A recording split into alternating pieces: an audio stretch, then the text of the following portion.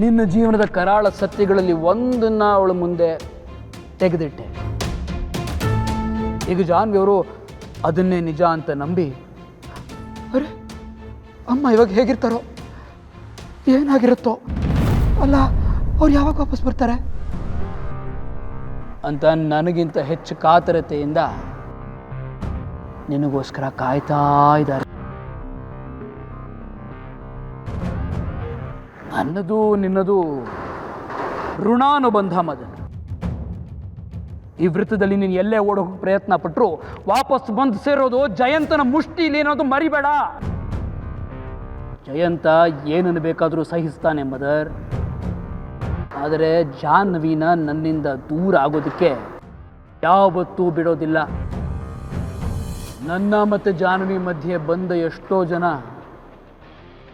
ಈ ಜ್ವಾಲಿನಲ್ಲಿ ಸುಟ್ಟು ಭಸ್ಮ ಆಗೋಗಿದ್ದಾರೆ ಮಗ. ಈಗ ನನ್ನ ಮತ್ತು ನಿನ್ನ ಮಧ್ಯೆ ಇರೋ ರಹಸ್ಯ ಬರೀ ನಮ್ಮಿಬ್ಬರ ಭಾರ ಜಾಸ್ತಿ ಆಯಿತು ಅಂತ ಜಗತ್ತಿಗೆ ಹೇಳ್ಕೊಳ್ಳೋ ಪ್ರಯತ್ನ ಮಾಡಿದ್ರೆ ಅನ್ಯಾಯವಾಗಿ ಕರ್ಣನ ಬಾಣಕ್ಕೆ ಅರ್ಜುನ ಬಲಿಯಾಗ್ತಾನೆ. ಇನ್ಮೇಲೆ ನಿಂಗೆ ಇದು ವಾಸಸ್ಥಾನ. ನನ್ನ ಮತ್ತು ಜಾಹ್ನವಿ ಮಧ್ಯೆ ನೀನು ಯಾವತ್ತೂ ಬರೋದಿಲ್ಲ. ಹಾಗೆ ನನ್ನ ಕಣ್ಣು ಯಾವಾಗಲೂ ನಿನ್ನ ಮೇಲೆ ಇರುತ್ತೆ, ಮರಿಬೇಡ.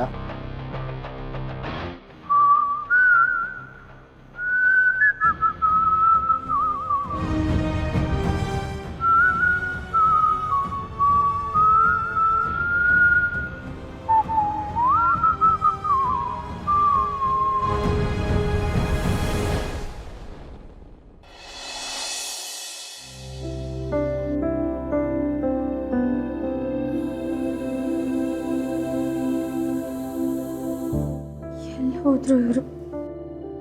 ಅಮ್ಮನ ಬಗ್ಗೆ ಏನಾದರೂ ವಿಷಯ ಗೊತ್ತಾಯ್ತೋ ಇಲ್ವೋ, ಇವ್ರು ಎಲ್ಲಿ ಹುಡ್ಕೊಂಡು ಹೋಗಿದ್ದಾರೋ, ಏನು ಕತೆನೋ, ಎಷ್ಟೊತ್ತಿಗೆ ಬರ್ತಾರೋ, ಅಥವಾ ಯೋಚನೆ ಮಾಡ್ಕೊಂಡು ಎಲ್ಲೋ ಕೂತ್ಬಿಟ್ಟಿದ್ದಾರೇನೋ ಅಂತೂ ಗೊತ್ತಾಗ್ತಿಲ್ವಲ್ಲ.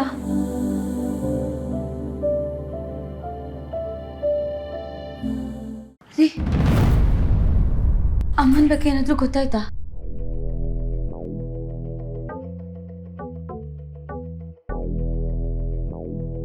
ಅಮ್ಮ ಫ್ರೀಕ್ವೆಂಟ್ ಮಾಡ್ತಿದ್ದ ಜಾಗಗಳಿಗೆಲ್ಲ ಹುಡುಗರನ್ನ ಕಳಿಸ್ದೆ ಜಾಹ್ನವಿ ಅವರೇ. ಏನಾದರೂ ಅವ್ರಿಗೆ ಮತ್ತೆ ಜ್ಞಾಪಕ ಬಂದು ಆ ಜಾಗಗಳಿಗೆ ಹೋಗಿರ್ತಾರ ಅಂತ. ಎಲ್ಲೂ ಸಿಗಲಿಲ್ಲ. ಈಗ ರಾತ್ರಿ ಬೇರೆ ಆಗ್ತಾಯಿದೆ. ಅವ್ರು ಎಲ್ಲಿರ್ತಾರೋ ಹೇಗಿರ್ತಾರೋ ನನಗೆ ಭಯ ಆಗ್ತಾಯಿದೆ ಜಾಹ್ನವಿ ಅವರೇ. ರೀ, ನಾವಿನ್ನೂ ಕಾಯ್ಕೊಂಡು ಕೂರೋದು ಬೇಡ. ಹೇಳ್ದಾಗೆ ಪೊಲೀಸ್ ಸ್ಟೇಷನ್ಗೆ ಹೋಗೋಣ. ಯಾರಾದರೂ ಸ್ಕೆಚ್ ಮಾಡೋರನ್ನ ಕರೆಸಿ ಅವ್ರ ಫೋಟೋನ ಸ್ಕೆಚ್ ಮಾಡಿಸಿ ಕಂಪ್ಲೇಂಟ್ ಕೊಡೋಣ. ಅವ್ರು ಹುಡುಕ್ಸ್ತಾರೆ. ನಾವು ಡೀಟೇಲ್ಸ್ ಕೊಟ್ಟರೆ ಸಾಕು. ನೀವು ಹೇಳೋದೇನೋ ಸರಿ ಇದೆ, ಆದರೆ ಇಷ್ಟೊತ್ತಲ್ಲಿ ಹೋಗೋದು ಬೇಡ ಜಾಹ್ನವಿ ಅವರೇ. ಸುಮ್ಮನೆ ಪೊಲೀಸ್ನವ್ರಿಗೆ ಅಮ್ಮನ ಬಗ್ಗೆ ರಾಂಗ್ ಒಪಿನಿಯನ್ ಬರುತ್ತೆ. ಅವರೇ ಯಾಕೆ ಆ ಥರ ಎಲ್ಲ ಯೋಚನೆ ಮಾಡ್ತಾರೆ? ಅಮ್ಮನ ಬಗ್ಗೆ ರಾಂಗ್ ಒಪಿನಿಯನ್ ಬರೋವಂಥದ್ದು ಏನಿದೆ? ನೋಡಿ, ನಿಮ್ಮ ಮುಖದಲ್ಲಿ ಮತ್ತೆ ಆ ನಗು ವಾಪಸ್ ಬರಬೇಕು ಅಂದರೆ ಅಮ್ಮ ಸಿಗಬೇಕು. ಸೊ ನಾವು ಕಂಪ್ಲೇಂಟ್ ಕೊಡಬೇಕು. You right. ಇಷ್ಟು ವರ್ಷ ಅಮ್ಮನ ನಾನು ಒಬ್ಬನೇ ಜೋಪಾನವಾಗಿ ನೋಡ್ಕೊಂಡಿದ್ದೀನಲ್ಲ, ಈಗ ಕಳೆದೋದಾಗ ಕಂಪ್ಲೇಂಟ್ ಕೊಡೋಕ್ಕೆ ನಾನು ಈಗೂ ಹೋಗ್ತಾ ಇಲ್ಲ ಅಷ್ಟೇ. ಆದರೆ ನೀವು ಹೇಳ್ತಿರೋದೇ ಸರಿ. ಈಗ ಅಫಿಷಿಯಲ್ ಚಾನಲ್ಸ್ ಮೂಲಕ ಅಮ್ಮನ ಹುಡುಕ್ಸೋದು ತುಂಬ ಟೈಮ್ ತೊಗೊಳುತ್ತೆ ಅನಿಸ್ತಾ ಇದೆ. ಡಿಪಾರ್ಟ್ಮೆಂಟಲ್ಲಿ ನಮ್ಮ ಫ್ರೆಂಡ್ ಇದ್ದಾನೆ, ಅವನಿಗೆ ಹೇಳಿ ಅನ್ಅಫಿಷಿಯಲಾಗಿ ಹುಡುಕ್ಸಿದ್ರೆ maybe it will help. ಸರಿ, ಯೋಚನೆ ಮಾಡಿಬಿಡಿರಿ. ಅಮ್ಮಂಗೇನೂ ಆಗಿರಲ್ಲ, ಅವ್ರು ಆರಾಮಾಗಿರ್ತಾರೆ. ನೀವು ಹೇಳ್ದಂಗೆ ಆಗಿಬಿಟ್ರೆ ಸಾಕು ಜಾಹ್ನವಿ ಅವರೇ. ಮದುವೆ ಆದಾಗಲಿಂದ ಅಮ್ಮ ಒಂದು ದಿವಸನೂ ನೆಮ್ಮದಿಯಾಗಿದ್ದಿದ್ದೇ ಇಲ್ಲ. ಮೊದಲು ತಾತ ಕಷ್ಟ ಕೊಟ್ಟರು, ಆಮೇಲೆ ವಿಧಿ ಕಷ್ಟ ಕೊಡ್ತು. ತುಂಬ ನೊಂದಿರೋ ಜೀವ ಅದು. ಅವರು ಇರೋವರೆಗಾದರೂ ಅವ್ರನ್ನ ಚೆನ್ನಾಗಿ ನೋಡ್ಕೋಬೇಕು ಅನ್ನೋದೊಂದೇ ನನ್ನ ಆಸೆ. ನಿಮ್ಮ ಆಸೆ ನೆರವೇರುತ್ತೆ. ಈಗಲೂ ಬೇಕಾದರೆ ಇನ್ನೊಂದು ಸತಿ ಹೋಗಿ ಹುಡ್ಕೊಂಡು ಬರೋಣ.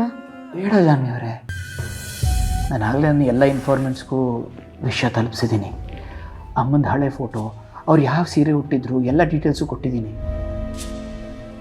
ಬೆಳಗ್ಗೆ ಆಗೋಷ್ಟರಲ್ಲಿ ಅದರ ಒಂದು ಸಾಲಿಡ್ ನ್ಯೂಸ್ ಬರುತ್ತೆ ಅಂತ ನನಗೆ ಅನಿಸ್ತಾ ಇದೆ. ನಾವಿಬ್ಬರು ಹೋಗಿ ಅಮ್ಮನ ಎಲ್ಲಿ ಅಂತ ಹುಡ್ಕೋಣ ಹೇಳಿ. ಎನಿವೆ, ಏನಾದರೂ ನ್ಯೂಸ್ ಬರಲಿಲ್ಲ ಅಂದರೆ ನನ್ನ ಫ್ರೆಂಡ್ ಇದ್ದಾನೆ ಅಂತ ಹೇಳಿದ್ನಲ್ಲ, ಅವ್ನು ಡೆಫಿನೆಟ್ಲಿ ಹೆಲ್ಪ್ ಮಾಡ್ತಾನೆ. ಅವರು ಎಲ್ಲೋ ಇಲ್ಲ ಜಾನ್ವಿಯವರೇ, ನನ್ನ ಕೋಟೆಲೆ ಭದ್ರವಾಗಿದ್ದಾರೆ. ಆ 7 ಸುತ್ತಿನ ಕೋಟೆಯನ್ನು ಭೇದಿಸ್ಬೋದೇನೋ, ಆದರೆ ಜಯಂತ ಹಾಕಿರೋ ಸರ್ಪ ಕಾವಲನ್ನು ಯಾರೂ ದಾಟಕ್ಕಾಗಲ್ಲ, ಎಲ್ಲೂ ಹೋಗೋದಕ್ಕಾಗಲ್ಲ.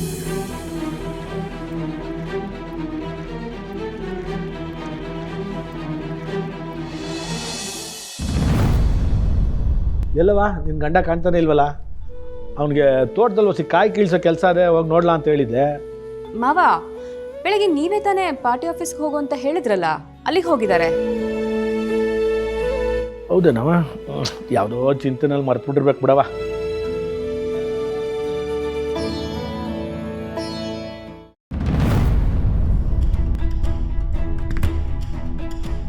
ನನಗೇನು ಮಾಡಕ್ಕೆ ಬೇರೆ ಕ್ಯಾಮೆ ಇಲ್ವೇನಮ್ಮಿ? ಯಾರು ಬರ್ತಾರೆ ಯಾರು ಹೋಯ್ತಾರೆ ಅಂತ ನೋಡ್ಕೊಂಡು ಕೂತಿರಿದ್ದಾನೆ ನನ್ನ ಕೆಲಸ. ನಡಿಯಮ್ಮಿ, ಅದೇನು ಕ್ಯಾಮೆ ಆಯ್ತು ವರ್ಷ ನೋಡ್ಕೊಳ್ಳ ನಾವು.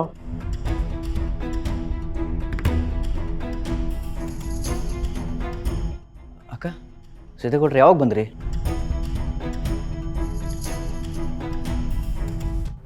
ಈಗಷ್ಟೇ ಬಂದ್ವಿ. ಹರಿ, ನಿನ್ನ ಹತ್ರ ಸ್ವಲ್ಪ ಮಾತಾಡಬೇಕು. ನನ್ನ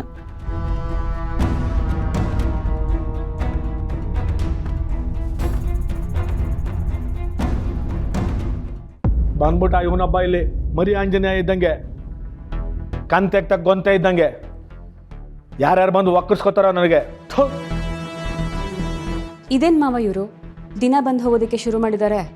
ಹೀಗೆ ಆದರೆ ನಮ್ಮ ಸಿಂಚನಂತಲೇ ಆದಷ್ಟು ಬೇಗ ಕಡಿಸ್ತಾರಷ್ಟೇ. ನನಗೂ ಅದೇ ಚಿಂತೆ ಆಗ್ಬಿಟ್ಟೈತೆ ಕಣವ. ಹೊಸಿ ನನ್ನ ಮಗಳು ಹುಷಾರಾಗಲಿ ಅಂತ ಕಾಯ್ತಾ ಇದ್ದೀವಿ. ಅವಳು ಒಂಚೂರು ಚಿಗುರ್ಕೊಂಬಿಟ್ರೆ ಆಮೇಲೆ ಈ ಬಡ್ಡಿ ಐಕಳನ್ನ ಎಲ್ಲಿ ಮಡಗಬೇಕು ಅಂತ ನಂಗೆ ಚೆನ್ನಾಗಿ ಗೊತ್ತದೆ, ಅಲ್ಲಿ ಮಡಗ್ತೀನಿ.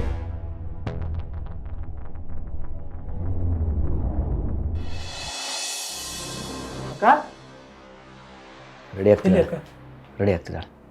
ಹೌದು ಬಾವ, ನಿನ್ನೆ ಅಕ್ಕ ಚೆನ್ನಾಗಿ ನಿದ್ದೆ ಮಾಡಿದ್ಲಾ? ಮಾತ್ರೆ ತೊಗೊಂಡಿದ್ಲಲ್ಲ, ಚೆನ್ನಾಗಿ ನಿದ್ರೆ ಬಂತಂತ? ಇಲ್ಲ ಗೌಡ್ರೆ, ರಾತ್ರಿ ಸರಿಯಾಗಿ ನಿದ್ದೆ ಮಾಡಲಿಲ್ಲ ಅವಳು. ಅದು ಮಾತ್ರೆ ತೊಗೊಂಡ್ಮೇಲಂತೂ ಏನೋ ಒಂಥರ ವಿಚಿತ್ರವಾಗಿ ಆಡೋಕ್ಕೆ ಶುರು ಮಾಡಿಬಿಟ್ಲು.